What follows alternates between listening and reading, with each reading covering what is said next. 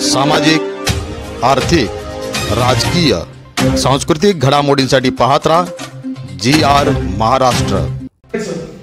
इथे जर मी एखादी माझ्या नाईक परिवाराच्या ज्या भावना आहेत, माझा नाईक परिवार, मी वसंतराव नाईक साहेबांचा नातू आहे, सुधाकर नाईक साहेबांचा पुतण्या आहे, मधुकर नाईक साहेबांचा मुलगा आहे, आमच्या नाईक घराण्याची जी परंपरा आहे तीच काय, ती सून म्हणून आली, पाया पडली, मी आशीर्वाद देईन, दुसरी कोणी बाई आली मी तिलाही आशीर्वाद देईन। परंतु राजकारण, मी भारतीय जनता पार्टीचा सच्चा सेवक आहे। आम्ही आदरणीय निखिल चितरवाल साहेबांना आमच्या नगराध्यक्षाचा उमेदवार म्हणून उभं केलं।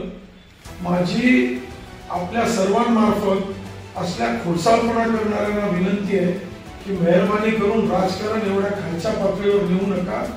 आणि पुसदची जनता सुज्ञ आहे, त्यांना माहिती आहे निलय नाही काय ताकदीने निवडणूक लढतो ते, आणि म्हणून ह्या गोष्टीला कुठंतरी राजकीय रंग देण्याचा प्रयत्न करतात। आज आम्ही तिकीट वाटप करत असताना काही लोक आमच्या मधले ज्यांना तिकीट देऊ शकलो नाही त्यांना घेऊन त्यांनी फॉर्म भरले राष्ट्रवादीनी। ह्याच्यापेक्षा नामुष्की काय आहे त्यांच्यावरती? काँग्रेसवाले सांगतात की याला मोठी बातमी करा। अरे काय बातमी करताय तुम्ही?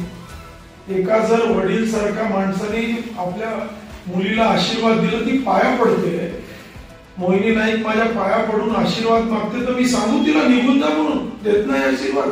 ही आहे का महाराष्ट्राची संस्कृती? छत्रपती शिवाजी महाराजांच्या महाराष्ट्रामध्ये आम्ही राहतो।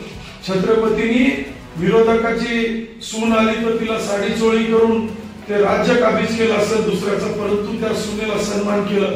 ही तर आमच्या नाईक परिवाराची सून आहे, मी तिचा सन्मान निश्चित करेन आणि पुढेही करणार।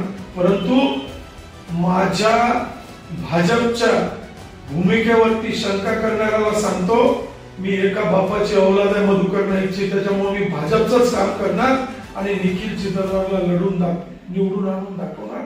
परंतु तुम्ही हे असे छोटे छोटे असे घाणेरडे डाव खेळता, ह्याचं मला दुःख वाटतं। आणि अशा प्रकारचे रील करणाऱ्यालाही माझी विनंती आहे की सत्सद विवेक बुद्धीने आपला निर्णय घ्या, कोणत्या स्तरावर तुम्ही जाताय?